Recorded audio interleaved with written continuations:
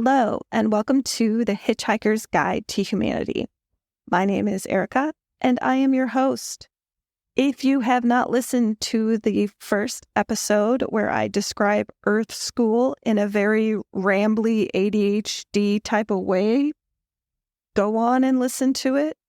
Basically, this is a podcast where I talk about high-level information that I glean directly from the source as a psychic, as an intuitive, as a healer, and a channel for the source. Today's episode, we will be talking about soul contracts. Each episode, I'm going to try to break down something in particular, but if there is something that you want to know about, that you want me to dive deeper in, use that text in whatever service you're using. There should be a line that says text us. Us is really just me, but that's fine. Okay, soul contracts. So when I first learned about soul contracts was when I had my heart broken. Yes, cue the violins. I had loved and lost like many before me. And I asked myself, why did this happen? Why must I suffer so greatly for putting my heart out to be smashed once again? Yes, I'm a writer too, so sometimes I will get dramatic. That's just how things are. Okay. My dear humans, this is what Earth School is about. If you think of it like school, whatever country you're in, you have some sort of learning that's done before you can graduate to the next level. And Earth School is no different. Now, people will call Earth School different things in different spiritual communities or maybe religious communities, but I'm calling it Earth School because it's really about learning lessons, right? So soul contracts happen when you basically sign on the dotted line. Your higher self says, hey, I want this particular thing to happen. I want it with these people so that I can learn the lesson in the way that I need to learn the lesson. And you have, I would guess, many of them. This is my belief only. Again, I'm going to preface everything by saying to use your own intuition and only take what resonates with you. Because even though I'm getting this information and I'm sharing it, a lot of stuff can get lost in translation, if you know what I mean. So I just want to throw that in there before we get too far into this. So when your heart breaks and you feel that familiar pang of regret, the shame, the guilt, the purpose of those emotions is to explore them and figure out why you hurt, why you put yourself through that pain when your intuition knows and tries to tell you what's wrong. But we don't listen, do we? Oh, no, we don't. We just keep going and trying again, thinking that this time it will work out, even though we're doing the same thing. Oh, my dear humans. We instead think something is wrong with us, that we are defective, unlovable, broken, but none of that is true. Every human on this planet has a purpose for being here. Whether it's a lesson to be learned, or a contract to execute, or karmic debt to pay off, we are here for a reason. And it will be painful sometimes, especially when we don't learn those lessons. They come back around like a morbid merry-go-round, spinning and spinning away while we sit there and waste away, not learning our lessons. But it doesn't always have to be like that, okay? I'm telling you, we are infinite beings. We are made of energy and light. We have magic inside, but our egos and our emotions, they mask that. They tell us we're not capable. They tell us we're not meant to have everything we want. Unless we suffer for it, unless we break ourselves and our hearts for it. But once you realize why this is all happening, you can transmute your energy into something beautiful. magical, transcendent. Creation is magic manifested. It's unique. And it's the true expression of being human. Whether you create another human, a piece of art, music, or you discover a hidden relic underground, or maybe you create efficiency at your job. It doesn't matter what you create. It's about expressing yourself and accepting that all humans are flawed. And that is by design. Our soul contracts keep us fucking up our lives. And we do it so beautifully. Karmic debt keeps us fucking up our lives. The lessons we learn are the reason we're here. That is the human experience. So there is no failure. There are no broken people. There are people who have used their egos and free will to become a shell of a person. Those of us in America are definitely seeing that right now. We're experiencing a lot of that, unfortunately. But there is light in most of us. We only need to seek it out. Humans are beautiful. Go over to the Xiaohongshu, a.k.a. Red Note, if you've never heard of it. And you will see the Chinese, British, Canadian, and Americans and all these other countries learning and talking about each other's cultures. It's one of the most beautiful experiences I've witnessed. It has brought me to tears multiple times. The beauty of humanity can be seen if you look for it. It proved to me that we are a collective, we are one. And we have the power to overcome what we perceive as the boxes that others put us in. So how does this relate to feeling like you broke your heart, right? Let's go back to what we were talking about. The thing that we should learn about love is that it is technically not an emotion. It is a concept full of different emotions. Trying to explain it with one word doesn't make sense. It doesn't change how it feels to lose it, though. But you don't really lose it because love is the default. Oh, God, I can hear you now. Erica, that's so corny. How the hell is love the default? Please stop blowing sunshine up my ass. No, that is why I'm here. It is literally my sole mission to blow sunshine up your ass. Okay, you don't lose it. It's our North Star. It's the reason for getting up in the morning. Love is how we create. You're right. I do sound like I'm blowing sunshine up your asses.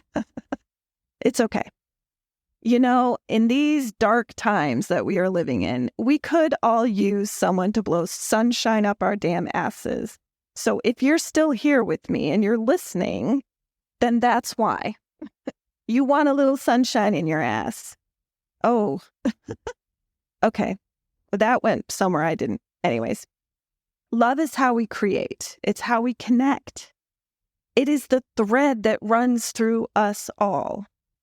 We are the same, a hybrid of angels and starseeds and whatever soul or combination of souls your higher self chose to put into your contracts. For you to learn the lesson that you're meant here to learn. I know you're asking me, how can it be that simple, Erica? It's not, obviously. It's very complicated. But that is why I am here, to help you uncomplicate all this so that you can reach your highest vibration and lift up the world with your light. But a lot is happening right now in the world that is bringing everyone to a point where you can't really keep your eyes closed anymore to what is darker that's going on. But, my dear humans, it doesn't have to be. I know that sometimes it feels helpless, Like there's nothing that you can do, especially when the powers that be are taking all of the power. But they don't actually have it. There are a few people, not very many. And everyone has the ability to use their magic, their energy, and their light and direct it away from these egomaniac, dictator, people who are not acting like real humans. And love is definitely not their default. Let's just call it what it is. But our light can shine regardless. And the more of us that do this, the more of us that take the time, even if it's 5 minutes, and meditate and get to know yourself, even if it's painting a picture. You don't have to be a good painter. I just started painting. I'm not that good, but I tried it and it's kind of fun, right? Write a poem, tell a story. I started this podcast. I don't know anything about podcasting. I had to research it. I had to, but it's fun. And it is my mission here. I was called to do this. The universe, spirit, my spirit guides, they called me to do this. I am meant to do this. And you can find out what you are meant to do here, because we all have soul purposes. And it's not to go work for like 50, 80 hours a freaking week and go home and be so tired that you don't even find your joy anymore. That is a facade of capitalism. That is a facade of bullshit that these power-hungry egomaniacs have said that we had to do. But I am telling you, as a spiritual being who has access, and by the way, you have access to the universe, to spirit guides, you can do exactly what I'm doing. You can access all of that. You just have to get the crud out of your system and your ego in the backseat of your car instead of driving. That is how it's done. What will that do if I find my joy, if I live my authentic life, if I figure out what my soul purpose is here? It helps. When we use our energy, when we raise our vibrations, it helps. It helps the energy of the entire world go up. That is what it does. We have been cloaked in this dark energy. I won't say low vibe, because low vibe's different, but like this dark energy that says that we are not supposed to be who we are, that somehow our fellow human is a thing and not a human. We see each other as things sometimes. We forget there's a human behind that face. And they want us to forget that. They want to separate us. That is what oligarchs do. And I don't mean to get all political, but if you know me, and you probably don't, that's just how I am. I'm also a justice warrior. That is who I was in the past, and it's who I am here. And when I tell you, I'm doing this to give you the keys to your own heart, to your own light, and to your own magic. I don't have that key. That key is in your hand. You need to use it. Go find your joy. What have you always wanted to do? What have you always wanted to create? Go do it. Are there people that you were looking at like things? Talk to them as a human. I spent a lot of my life living in the black and white, okay? Seeing things as black and white, but they're not. And the way that you can get past that is seeing things from a high level, right? This goes back to soul contracts. Even the orange one himself has a soul contract to be an agent of chaos or whatever the hell he's doing out there. There's still human in there. somewhere in there. They just took a very wrong turn at Albuquerque. And if you got that reference, you are probably old like me. Fight back. Raise your vibration. Find your joy. Be authentically you. Let's get rid of that shame. Get rid of it. The guilt.